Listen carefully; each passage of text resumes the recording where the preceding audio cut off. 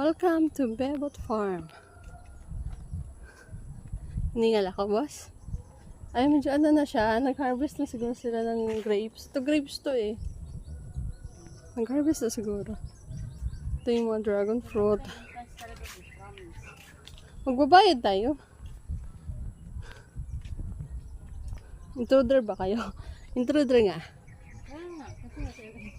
Ay, wala na tayong time eh. Iikot kasi tayo eh. Oh. Anong berries do so? Mulberry, raspberry. Yan yung mga berries. Ang daming berries. Ay, nahulog. Patay tayo dyan.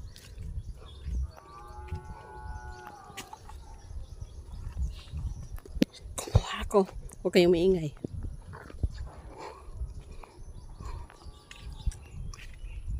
Ang intruder sa 8:30 pa yung open, 7:30 andito kami. Ito yung parang. Tara. Ako na mauna.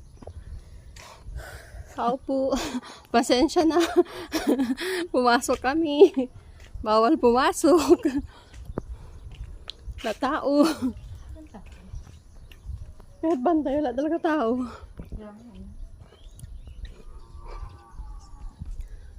Kasi nga, 8:30 pa. 8:30 pa nga dapat may kasoy.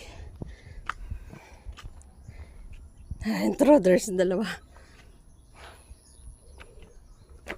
Female males. Hingal na ako. Pwede dito mag-overnight, boss. Mag-overnight.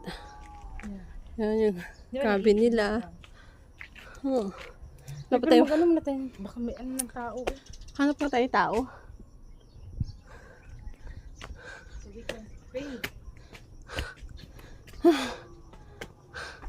Caution, no jumping. Tao po. Wala talagang tao. Hindi ba sa intruder paano ka tayo? Ito yung board nila. Tara, baba na tayo. Wala ko naman. Ha? Ang ganda sana ito sa kaso. Pero hindi maano yung grapes pala nila bukas ngayon. Maganda sana dun sa ano. Kasi yung deck view nila ba? Oo. Kaso walang tao. Oo. Ha, naihi ako. Walang tao.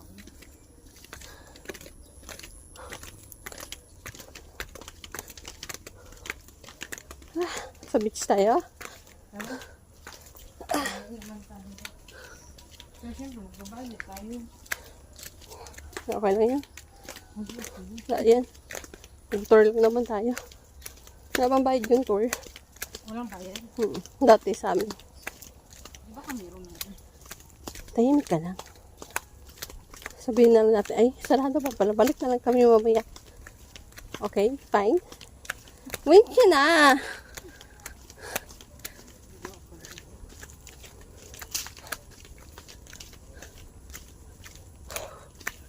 Oo, ang grapes to.